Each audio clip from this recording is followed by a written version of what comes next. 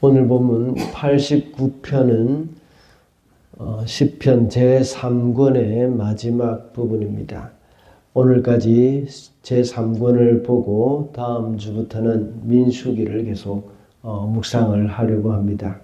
오늘 본문 시편 89편의 표제에 보면 이 시를 지은 사람이 에스라 사람 에만의 마스길이라고 말하고 있습니다.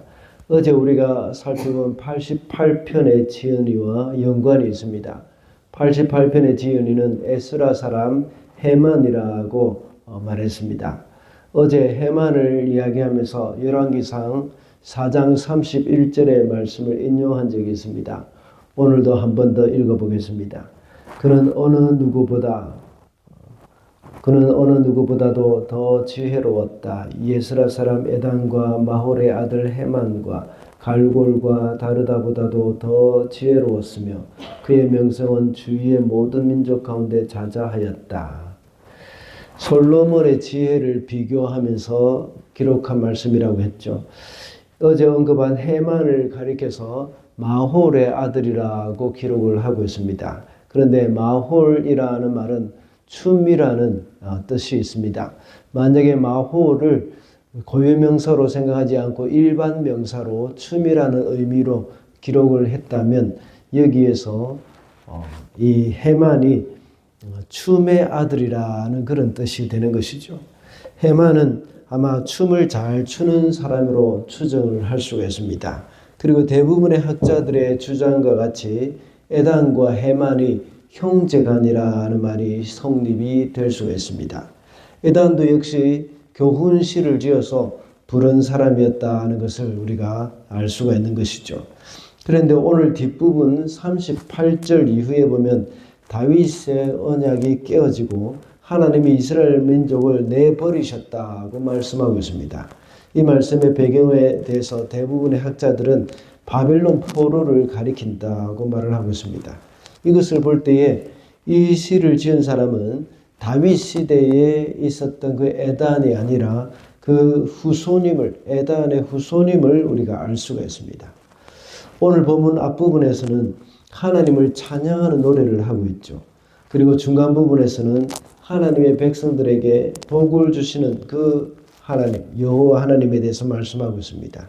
그러나 마지막 부분에는 전혀 다른 분위기가 되어져서 이 다윗 왕국이 망했다는 것을 말하고 있습니다.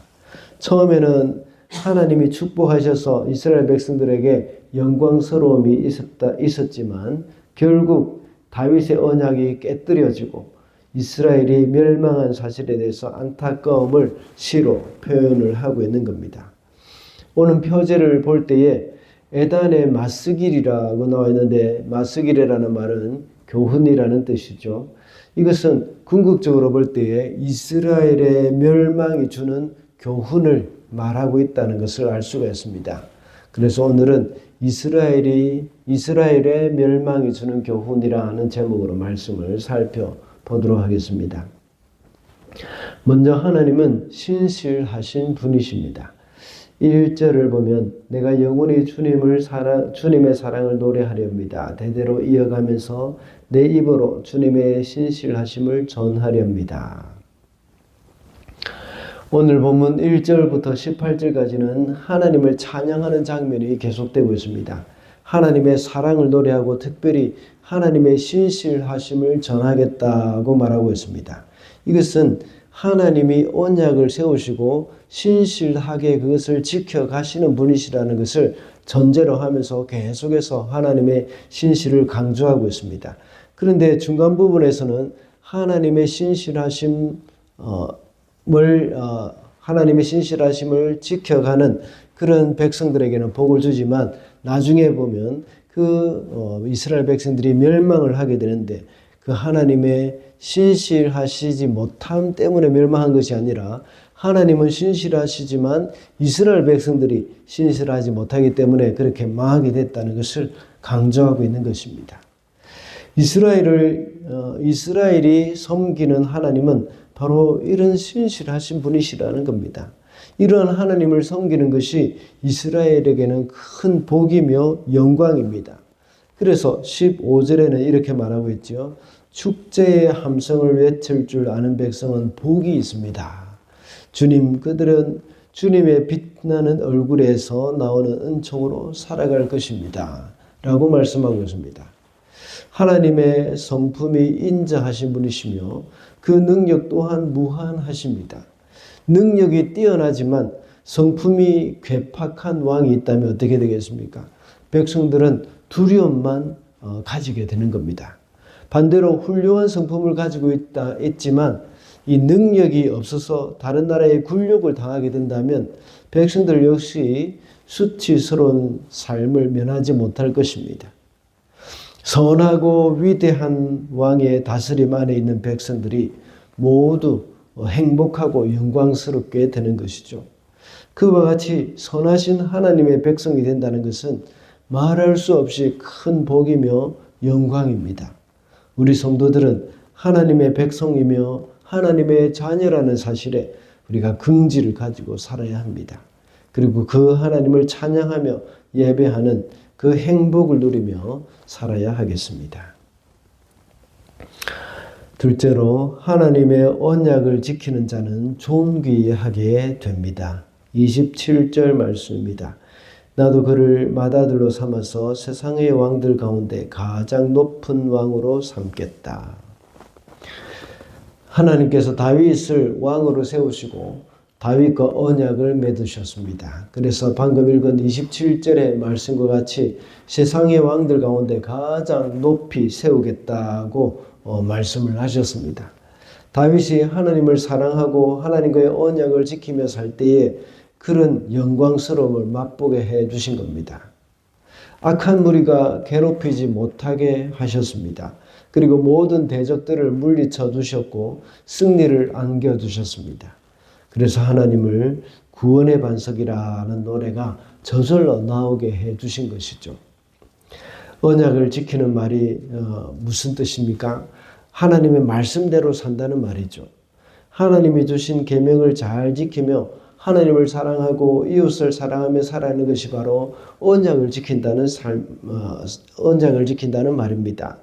그렇게 할 때 우리 성도들은 존귀하게 되는 것입니다. 세상에 많은 사람들은 돈을 많이 벌어서 좋은 차를 타고 명품백을 가지고 들고 다니는 그러한 사람들이 존귀한 사람으로 생각을 하기가 쉽습니다. 그러나 명품을 사용하고 크고 좋은 집에 산다고 하더라도 하나님을 떠나면 존귀함을 잃어버리게 된다는 것을 우리는 명심해야 합니다. 하나님을 떠나서 재물을 쫓는 사람들은 재물의 종이 되는 것이죠. 그리고 권력이나 명예를 쫓아가는 사람들도 역시 그것의 종에 불과합니다.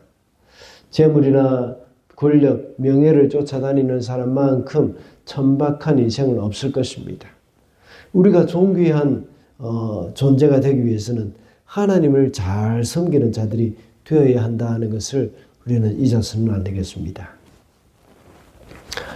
마지막으로 하나님의 언약을 깨뜨릴 경우에는 망하게 됩니다. 38절 말씀입니다. 그러나 주님은 주님께서 기름을 부어서 세우신 왕에게 노하셨습니다. 그를 물리치시고 내버리셨습니다. 하나님께서 기름 부어 세우신 왕에게 진노하셨고 물리치고 내버리셨다는 이 말씀의 당사자는 누구겠습니까?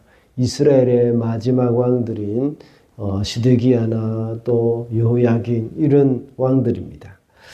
오늘 본문에서 29절까지는 하나님의 언약을 지키며 사는 자들에게 어떤 복을 주실 것인지에 대한 약속으로 가득 채워 놓았습니다.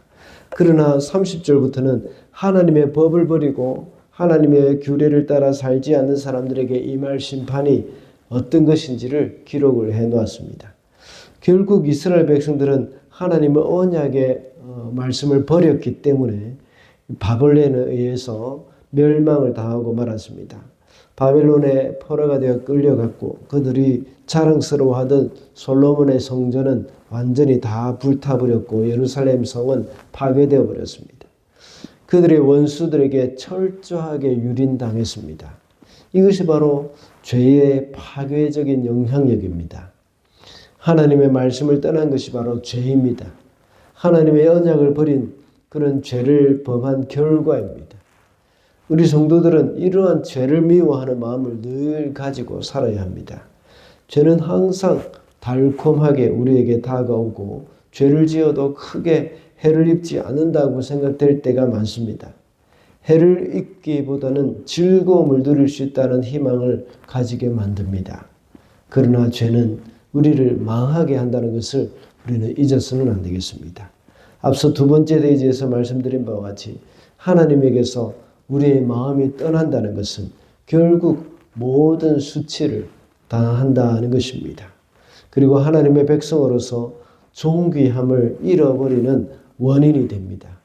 그러므로 우리는 죄를 미워하고 하나님을 사랑하는 성도들이 되어야 하겠습니다.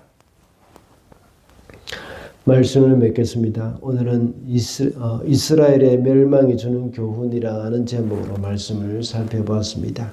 하나님은 선하시고 신실하신 분으로서 하나님의 언약을 지키는 사람에게는 존귀함이 있지만 하나님의 언약을 깨뜨리는 자들에게는 망하게 된다고 했습니다. 오늘도 하나님의 존귀한 백성으로 살아가는 저와 여러분이 되시기를 바랍니다.